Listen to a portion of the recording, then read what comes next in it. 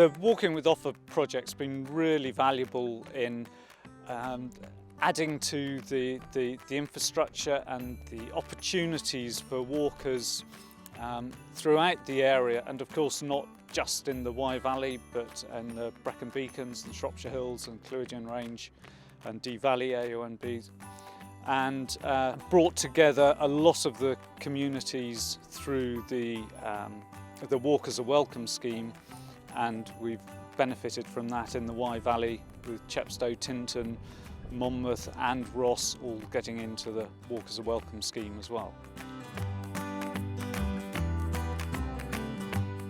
I became aware of Walking with Offa in 2011, and there was a lot going on that year with walking anyway. It was the year that we launched the Hay Walking Festival here in Hay, and it really seemed like walking was on the agenda in a big way.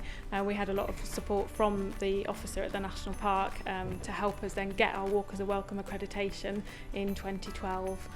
So 2011 was when I first became aware of the project, really at the start of when it came about. I'd say that Drover Holidays has benefited in two ways from Walking with Offa. The first being Walkers Are Welcome status for Hay, which has obviously put the town on the map as a walking destination and helps to bring more people to the area. And the second thing, which is a really exciting project I think, is to put together a circular walking route in the Black Mountains, and that's going to have its own guidebook and be a signposted route which we'll be able to add to our tour programme, and that'll keep on bringing people into the area hopefully long after the project has finished. I think that the importance of projects like Walking with Offa are the collaboration that it encourages. I mean, there's been, I think, 10 different partner organisations involved with Walking with Offa, and the communication that's required for that is, you know, probably no mean feat, and hopefully those links that have been created by the project will carry on in the future. As a small business, it's been so important because we've recognised that we're now part of this bigger network for the area, and that's been valuable to us in terms of confidence. But at the same time, you know, small amounts of extra people coming through the door help our profitability, which means we'll stay here.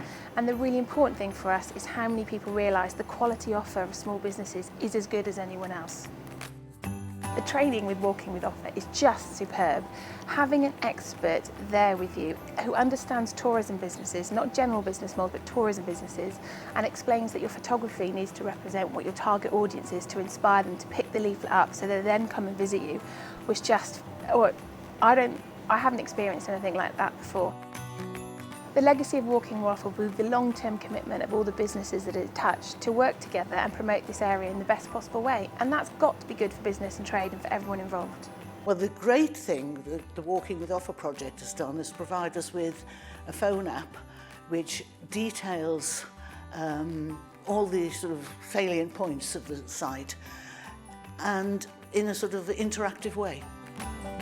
The Walking with Offa project has enabled us to use an app on site here to bring people information about the area. It uses GPS, so it brings up points of interest as you're walking, about the lime kiln here and about the railways and about the English and the Welsh inclines that are just around the corner. The app uses film, video, photographs and of course your GPS positioning to be able to give you the best experience you can when you're out walking. The importance of projects like Walking with Offa is immeasurable. You can see from the people that have used these books and the reviews that we've had on them so far how popular they've been and how much of an impact it's made on their experiences whilst they've been out. It's people that wouldn't normally get out and about and start walking are able to now because they've got a different motivation to do it. They've got something digital that they can hold in their hands, and it's a new experience, and it's just something interesting for them to do. When we came up with Offa Hopper, we smiled. But when the bus companies took it on board, their drivers and their managers thought it was great, and so did the passengers. So last summer, we had a 10% increase on these local buses, and they were all out walking on the Borderlands. Walking with Offa was right behind the use of public transport, local buses and trains from the very beginning, because we want people to enjoy the countryside without the impacts. And I think it's been a major thread throughout. We've developed an app for Castell-Ynys-Bran and several other sites along the Dyke path to interpret these sites. The app will have visualisations of how they used to look when this particular site was a hill fort 2,500 years ago. It will have pictures of that. It will show that being built. It will show it being destroyed, collapsed. Then the castle, this Welsh-built castle from 1260 being built, then it too falling into disrepair. We've been very lucky. We have managed to get some funding through Walking with Offa, which is a joint project between various protected landscapes along the line of Dyke National Trail, but also we've managed to expand it with some funding from another source, enabling us to do other sites along the Dyke Trail. And Walking with Offa has really helped us develop this whole project. The Black Mountain Volunteer Group was set up with the money from Walking with Offa. The main aim of the group was really to kind of be highly trained so they can go up onto the mountains, carry out the work that we need them to carry out, basically autonomously from the national park. This has been done over the period of the Walking with Offa project, which is shortly coming to an end, and the project has allowed us to develop this group to the point that they can basically reach the aims that National Park has set for them to do. Without the help and the finance from the Walking with Offa's project, this just wouldn't have been able to happen. Volunteers are quite unique to the other volunteers with the National Park. We have people from as far away as Swindon, we have people as far as way up into Wales as Lambton. They all kind of come together and it's a great mix, and it really does show how something like the Walking with Offa's project itself can bring people from different communities and even different countries and work together and be extremely successful at what they do.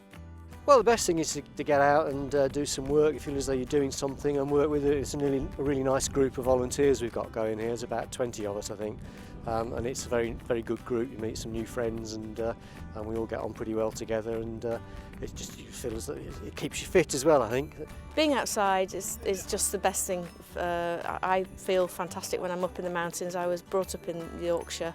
I love being around mountains and being out with a team of people who love doing the same thing. So yeah, it's a great team that I've worked with and great people that I've met. So all of it's fantastic. I think a great legacy of the Walking with Offa project has been the development of the Walkers Are Welcome towns.